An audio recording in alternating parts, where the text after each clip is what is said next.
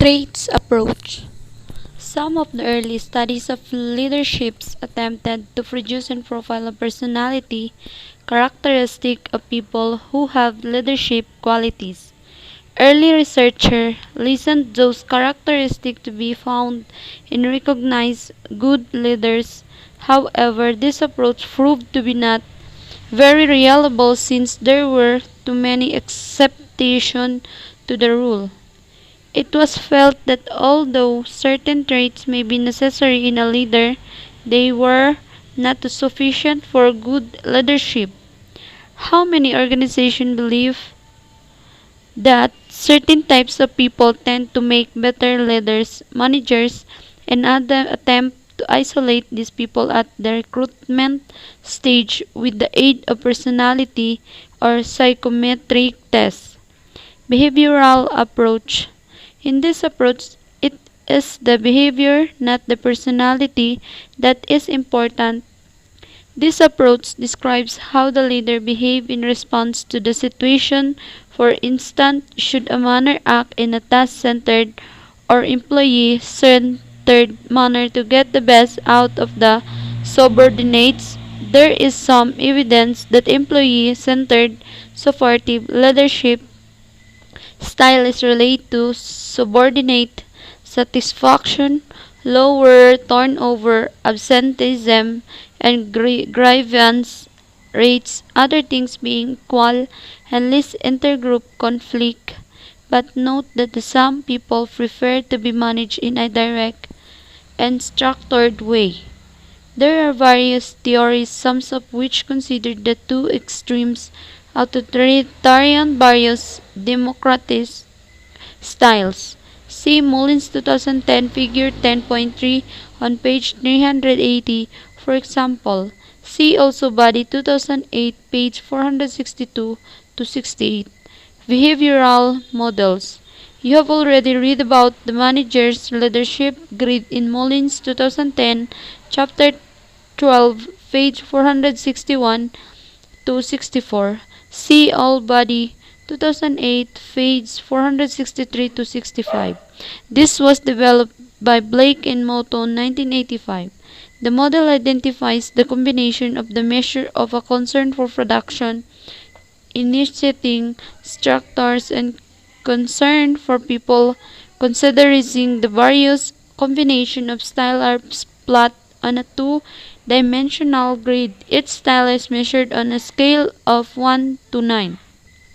There are 5 basic models for leadership. For instance, the combination 1 1, which indicates how concern to production and low concern for people, demonstrate a style of management which is minimal, provides little direction with just enough effort exerted to stay out of a trouble, called impoverished style. The team style 9, which is high on both scale, is deemed to be preferable. Like the trait approach, that the behavioral approach does not come up with consistent findings. It proves to be more complex than just isolating a set of desirable traits of behavior for leaders. This leads to a focusing on situational influences, contingency approach. Different types of personality and behavior are effective in different situations. For example, if time pressure is high, then task-centered leadership is more effective. If jobs are intrinsically satisfying, the considerate style will not make much difference. However, if the jobs are not intrinsically satisfying, then the considerate style is likely to lead to more satisfaction. There are several different models that demonstrate this approach. The essential reading suggests you look the Broom and Yeton model and the Pat Goal model. See Mullins 2010 page 386 to 89, Body 2008 page 466 to 68. Quickly look at the order models mentioned to get a general view of the general ideas. Broom, Yeton model. This is sometimes known as the leadership participation model. There are 5 leadership style approach appropriate to different degrees of subordinate involving in decision making. This model argues against inflexibility of leadership behavior, that the leader should adjust his/her behavior to the situation or task. The model is represented by a decision tree incorporating 7 contingencies are resulting in the appropriate style of leadership at the end of each branch. This model has been tested by researchers with encouraging results as to its validity. The model has been extended to include 12 contingency variables, and although not having been tested as extensively as the original, the revised version appeared to provide a useful set of guidelines to help manager choose to the appropriate leadership style. If you are interested, see Mullins 2010, page 387 for the revised version path goal model. The leader's style should be appropriate to need of subordinates and situation task characteristic. This theory suggests that the performance of the subordinates is related to the extent to which their managers satisfies their expectation. It's described four styles of management: achievement-oriented, directive, participative, and supportive.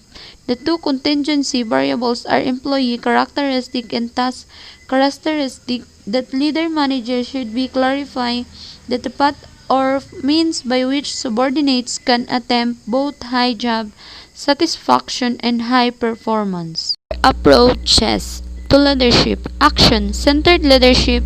This come under the heading of the functional or group approach. See Mullins 2010, page 377 to 78. The leader is concerned with three areas of need within the work group that need to achieve a common task: the need for team maintenance and the individual needs of the member of the groups. In order to be an effective leader and ensure that these needs are met, Adair 1997 suggests that the manager needs to be aware of what is going on in the group, i.e., the group process, underlying behavior, and content of discussion. Also, the leaders need the understanding and skill to determine when a particular action is required. This approach to leadership has been used extensively on leadership training. Transactional versus transformational leaderships. There has been interest in differentiating transformational leaders from transactional leaders. Very briefly, transactional leaders are those who guide or motivate their followers in the direction of established goals by clarifying role and task requirements, whereas transformational leaders provide an individualized consideration and intellectual stimulation and possess charisma. Since transformational leaders are concerned to be charismatic or inspirational, there is a certain overlap between this approach and the next one. Transaction and transformational leadership should not be viewed as an opposition, rather that transformational qualities can be built on the transactional qualities. Evidence suggests that the transformational leadership can be superior to transactional leadership. Inspirational leadership. Studies of inspirational charismatic leadership have often been concerned with identifying characteristics of charismatic leaders. Characteristics such as unconventional behavior, having strong conviction about their idealized goals or vision. Environment, sensitive edge, having highlighted leadership, and gender. There is no evidence to suppose that one sex is better at leadership than another, but it has been noted that the women tend to exhibit a different style of leadership, very often more interactive in nature. As more women reach top management position, more evidence can be gathered on their leadership style and effectiveness. Leadership power. Power is central to the leadership process. The leader will have different power bases, some which are given, e.g., legitimate, some which are as a result of the leader's personal characteristic, e.g., referent. The leader may have one or more of the following power bases: legitimate, reward, expert, coercive, referent, each. The subordinate's reaction to that power can range from total commitment to active resistance. Activity 3.15. Reading. The different forms of leadership power are considered in this reading. Mullins 2010, Chapter 10, page 397 to 99. Or Alternative Body 2008, page 469 to 78. Sources of the power to influence other. Using positional power to influence other and influencing truth networks. As you read this, think of an organization you are familiar with. Who holds the power? What sort of power it is? What are your power bases? You will meet the subject of power again when the controlling rule is considered.